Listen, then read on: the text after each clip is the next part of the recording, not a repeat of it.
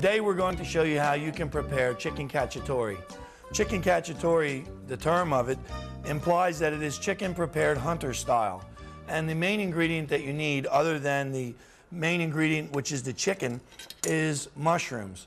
Chicken cacciatore is served one of two ways. Usually it is served in what is traditionally called white, where we serve it with just the mushrooms and the white wine and oil, and it is left just with the juice from the chicken.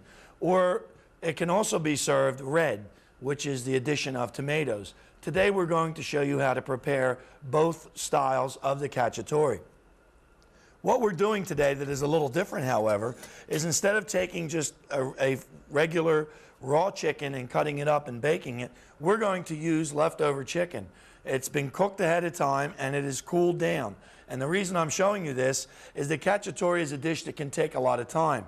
Now what we have is some cold leftover chicken and a couple shallow pans. Now, since we are preparing for a smaller amount, what we can do here on the program is use something like a pie pan and a piece of aluminum foil. And all you have to do in order to get this ready is take out the pieces of chicken and put them in a shallow pan.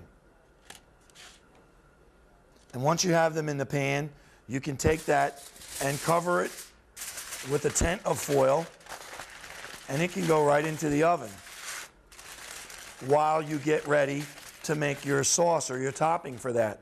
And then when you're ready with your topping, it will come out of the oven and be ready to be finished off. And that all you're doing is heating up your chicken while you're making your sauce for it. What we did today with the larger portion of the chicken, since this is usually served to guests and it's not a dish that generally we make for just a couple of us, I took a 13x9 pan and lined it with our chicken and a little bit of chicken stock, and then we covered that with a saran and a foil. So we're going to take that out in a little while and show you how nice that heats up chicken. But what we're doing right here is heating up a saute pan, and we're going to start off by getting our cacciatore ready. And what we do is we're going to take some fresh garlic and just put it in a towel, and we're going to give it a hit with our knife. And that's going to just break it all apart, and then the garlic will shell itself right out. You can hear it. Okay, now we've got all the little cloves are separated from the bulb. All right, we're going to pull out what we think we need here today. There we go. And then I'll get rid of the rest of this. And then we just take those now, each one, and just give them a hit. Because if you try to cut both ends and peel this, you're going to have a problem with it, because it is in a hard shell. So we just take it and give it a good hard smack with a flat blade of the knife, and you'll see that that outside peel of the garlic breaks away and just leaves you with the garlic just like that. Okay, so we're going to do a few of them. Just give them a smack like that. We're going to end up cutting up the garlic nice and small anyway, so you can't hit it too hard to where you're going to hurt the garlic clove. All right, and then we're going to just pick the peel, or actually you just pick the garlic right out of the center. Just hold on to the end of it and it'll just pop right out just like that. All right, so that's an easy way for you to peel garlic. Now, if you want the piece of garlic, you want to have the garlic not cut real small, and you want it cut precise, and that's what we're going to do today. We want all the pieces of garlic to be cut small, so that when we put this into the hot pan and saute it, it will all be cooked at the same time. And that is important with garlic, because if you get garlic a little too dark, it tends to get bitter. So we're going to dice this garlic, and what we're going to do with these cloves is put them right on our board, and we're going to put a little puddle of oil right over them. Just like that. And I want to see how hot our pan is getting. We're going to just lift that off the fire for just a second. Now we've got our garlic in a little puddle of oil, as you can see, and we're going to just put some of that on the knife, just like that. And you can see that you can take the garlic now and cut that, and the garlic won't stick to the knife. Well, some of it will stick, but not all of it. And you can cut that up nice and small. And if you're going to make a dish and you don't want garlic in it, but you'd like to have the flavor of the fresh garlic, you take this garlic and just put more oil on it and lift the garlic off and use the oil only, and you will have a nice flavored oil to use. All right, so there's the garlic in a puddle right there. And I'm going to take, and we're going to get some onion ready. And we're going to do that the way we always do, by taking off the bottom and the top of the onion. And then, since we're going to cut this onion, we're going to cut it in half. And there's that root button. As long as you have that, you cut that in half, and that will hold that half of onion together for you while you peel or cut it. And you peel it from the opposite end, and it will peel just like that. Then we're going to cut this just the way the lines are on the outside of it.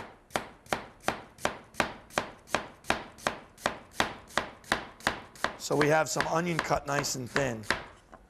Now I'm going to cut all of this down, and we're going to begin to separate this because we want to do two types of it. So we've got some onion there and some here. And then we're going to take some pepper. Now, we're going to roll that oil in that pan. Now, the reason I didn't want to start this off too hot or without some onion cut is because once we begin to get the garlic sauteed, it will turn color very quickly. And by the time we cut the onion, the garlic would have burned. So if we have the second ingredient ready to go in on top of the garlic, we can let the garlic go till it just about turns brown, and then put that sliced onion right in on top of it, and that's going to stop this from cooking. And that's what we're after. We're going to move this out here.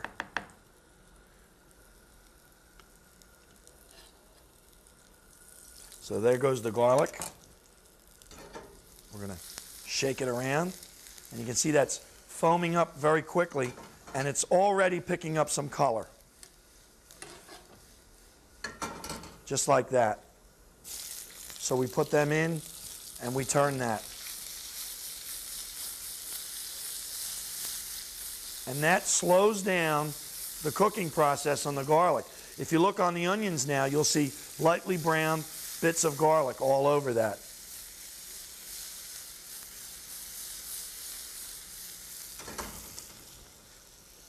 And now we're going to add to that some thin cut pepper.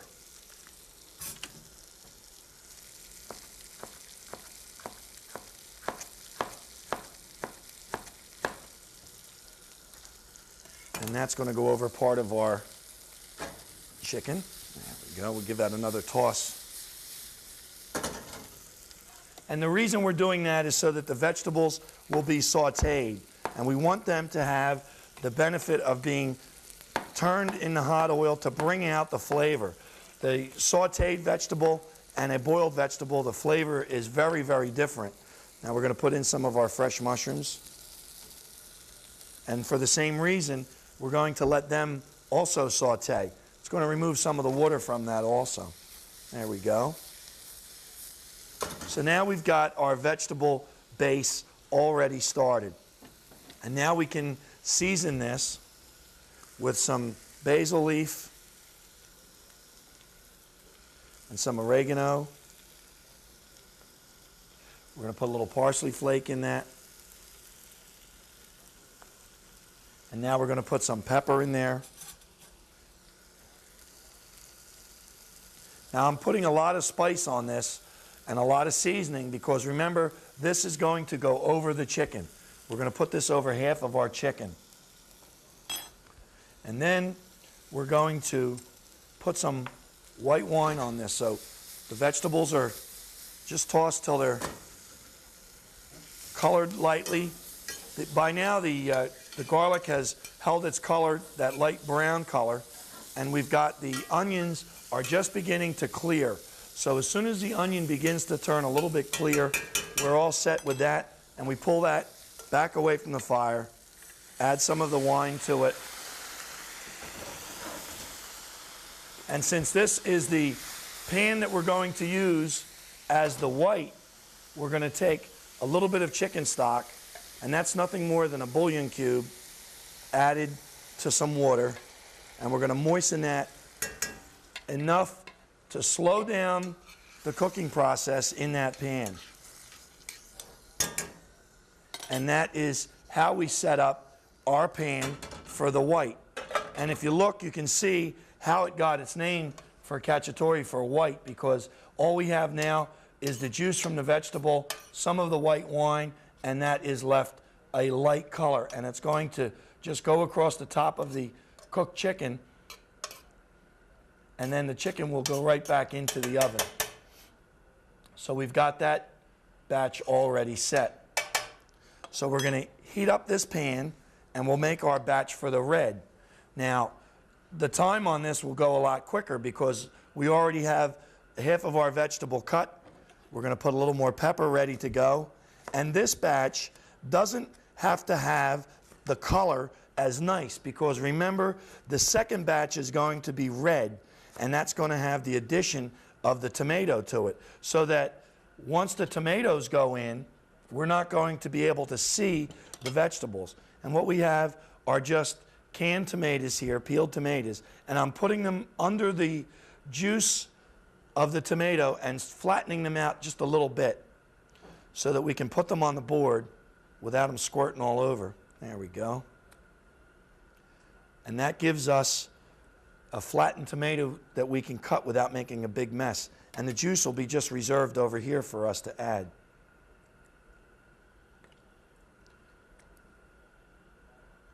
So there we go. Now we've got what I think is going to be enough tomato here.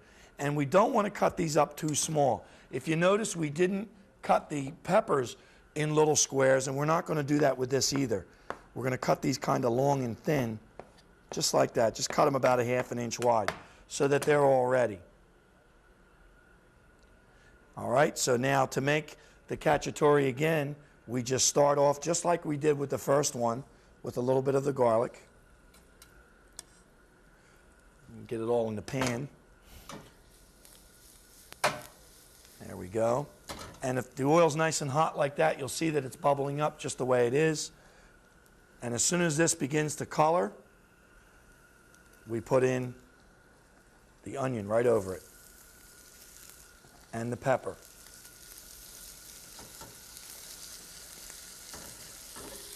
All right, so now that's all there is to it. It's just that we saute the vegetables. And you can see the garlic has already picked up the color. And then we just season this like we did the first one with some pepper and some salt. And then we're going to put in our white wine right across the top. And then we're going to add our diced tomato to that. And instead of some chicken broth for that, what we're going to add to that is going to be some of the juice from the tomato. Just like that.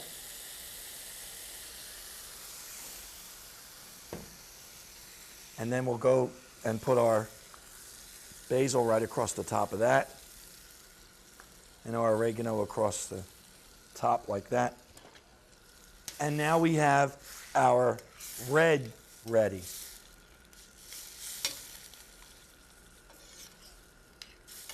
The nice thing about preparing it in the saute pan, as we're doing here, is that you have complete control over how far the vegetables are going to be cooked.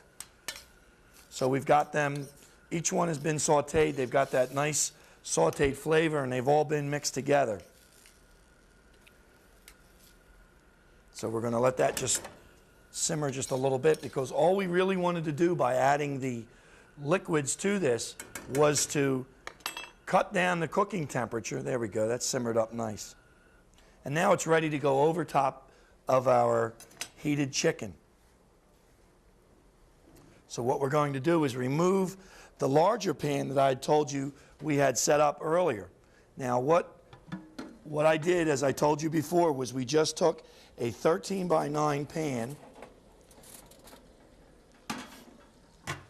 and we put in the chicken with a little bit of the chicken broth, and then over top of the pan, we put a piece of saran wrap.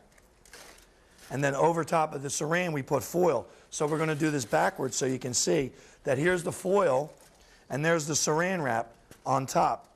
And what it did was it held the juice from the chicken in there, and you see the saran wrap's not hurt at all. As long as you cover it with the foil, it'll go up to 350 degrees with no problem.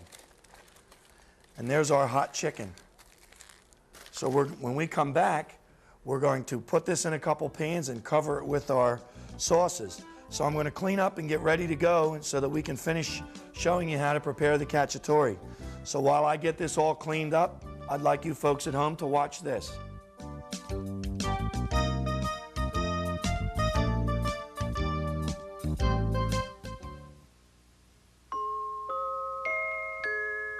Here's one time it doesn't matter who your neighbor is.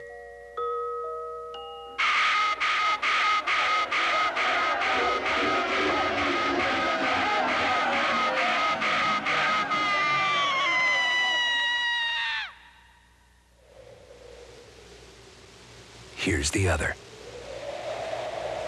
Life's too short. Stop the hate. Welcome back. When we left, we had heated up chicken and 2 kinds of sauce. So what we're going to do now is just split this up, 3 pieces in each pan, so we can make a little bit of each one. And then you can decide which one you would want to have. There we go. So we've got the chicken right there. And then we're going to take and put the vegetables right over top.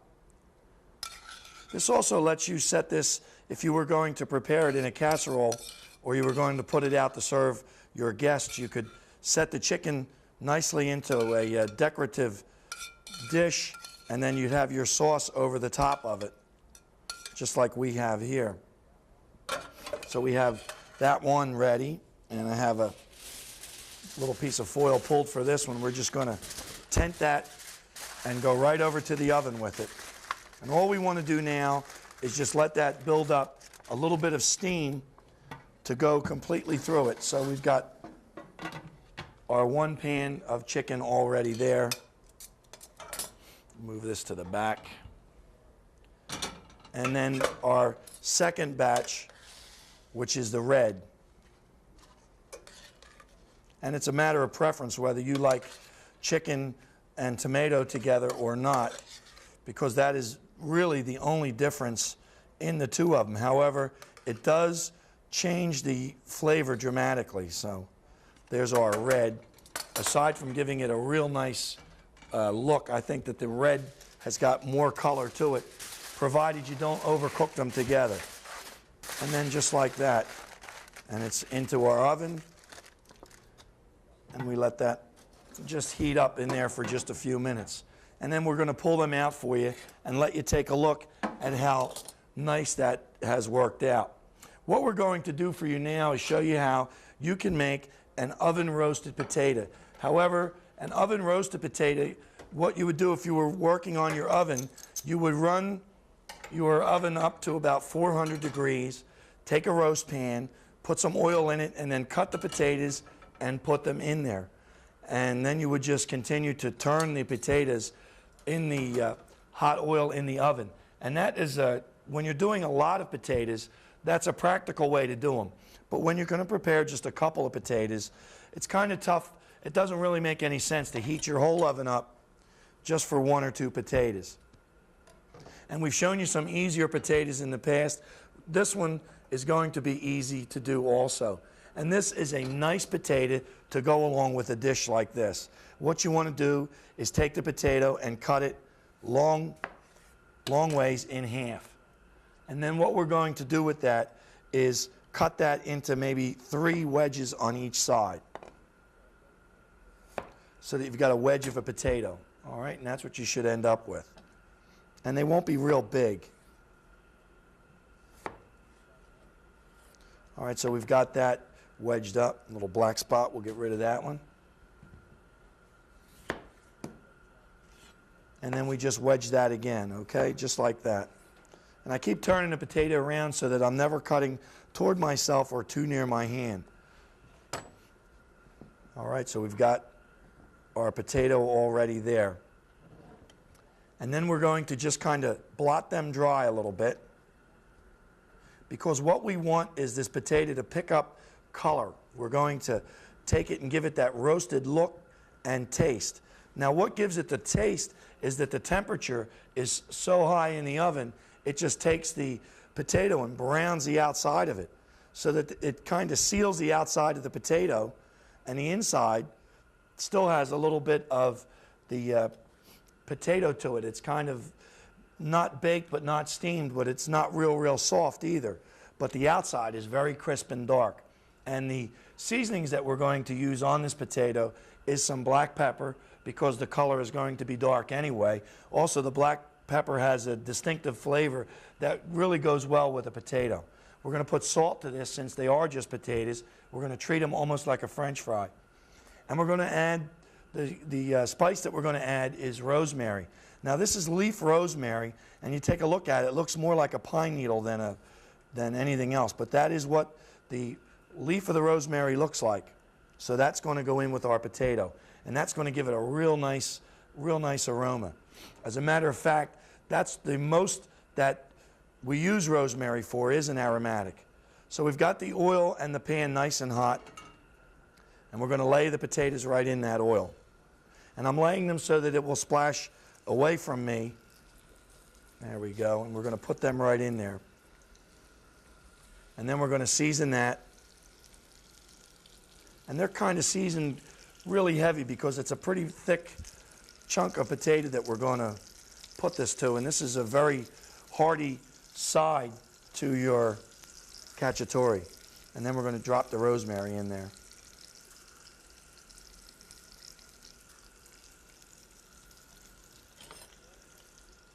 And that's all we have to do with that, is just take that now and cook it on each side. Make sure we've got a high enough fire in there. And put the oil all around it. Now, if you're going to run your oven, start your potatoes off like this, and then you can finish them up in the oven. We'll give them a little turn here. They're already picking up color, because the pan and the oil is so hot, and we had the potato itself was kind of dry. So you can see that these are going to color up very quickly. And the skin on them is going to make them a little more healthy than a potato that we had peeled. It's also going to cut a lot of the work out. And these potatoes will hold up very well. They'll wait for you, which is nice. If you get them partially done, you can just take them and set them in the oven with your cacciatore. And once your cacciatore is ready, you turn your oven off, and you'll be all ready to go. So this is the kind of a meal that, if you're not sure when company's coming over, you can get the dish all ready and put it right in the oven. There we go. We just keep turning them around so they don't stick, and so that they cook up real nice. And now we're going to show you how that chicken looks.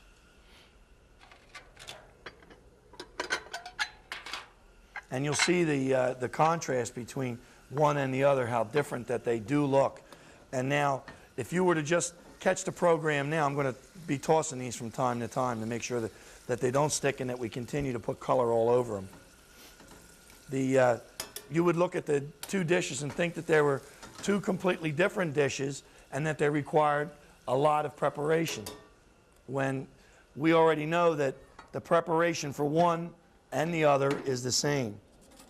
There we go. So we're going to pull the first one out, which is the red.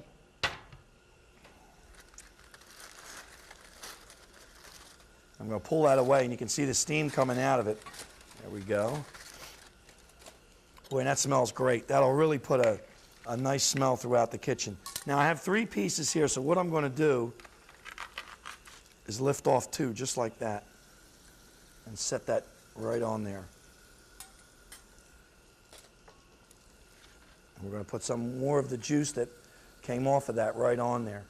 So you can see that the sauce, when it was put with the chicken, made its own steam, and that's where all that's coming from. So you don't have to have a big fancy steamer in the house to be able to cook like you have one. Okay, now I'm running back to these potatoes, and I'm going to turn them all over again. All right, there we go, and you can see they've really colored up now. So we turn them all over. And they will take a lot of heat. So you just put the fire up on them and let them cook. There we go. So our potatoes are just about finished, and we're going to pull our second chicken out, which you remember was the white. And I'm going to set that right here. And we're going to do the same thing with this with the steam. We're going to pull that from the side and just open that right up. There we go. And let that steam run right out of there. All right, so there's our white, and it has done the same thing. So we're going to pull two pieces out of there, but I stacked them together, so we'll pull a piece of the white meat right there, and we'll put a hunk of the dark meat right there. And then we're going to put some of the vegetables right across the middle of them like that. But again, this is the kind of a dish that you can make up, and it's really great to make a batch of this and put it into a big casserole and cover it. And then when it comes time for dinner, you bring it out to the table and either lift the lid or pull your foil off the top, and that steam comes out and it smells really great.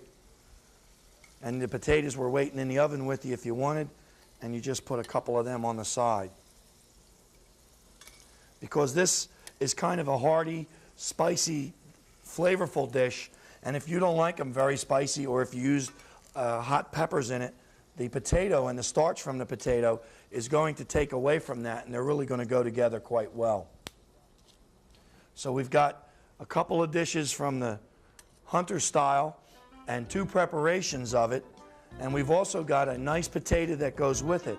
And remember that the two dishes go very well in pre-preparation. That is, you can set this dish up and then finish it in the oven nice and slow. If you were to finish a batch like we did today at about 350 degrees in the oven, cover it with foil, and if your guests are a little bit late, just turn off the oven and wait for them to get there. So we have cacciatore red and cacciatore white with an oven roast potato. Next time you're going to surprise your guests with something you watched right here. Thank you for watching.